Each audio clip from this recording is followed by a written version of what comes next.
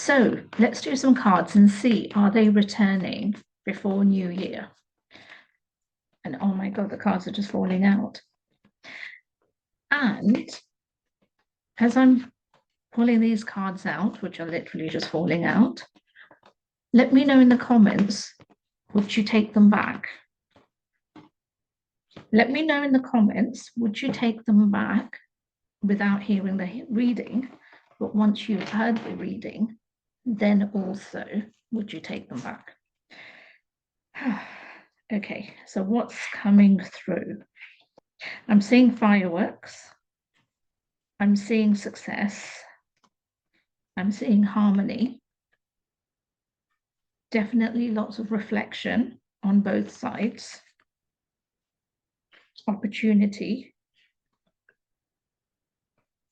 Outside forces and relationship. I don't know if to smile or whether to not read too much into it, but let's just break it down. So, outside forces. This basically translates to not just the universal spiritual side of things, but we're looking into friends, family, colleagues, whoever it may be, intervening, now getting, into things. I feel that there seems to be a ticking time bomb.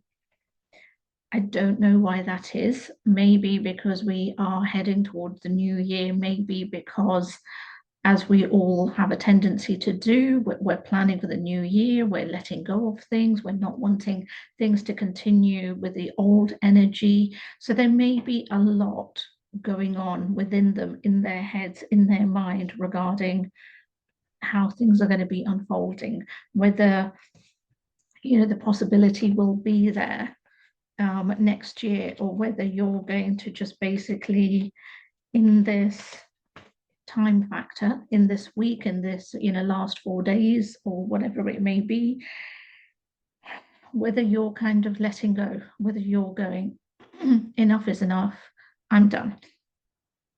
So let me break this down with regards to the collective, because the reading clearly says, are they returning before New Year? And the answer is no.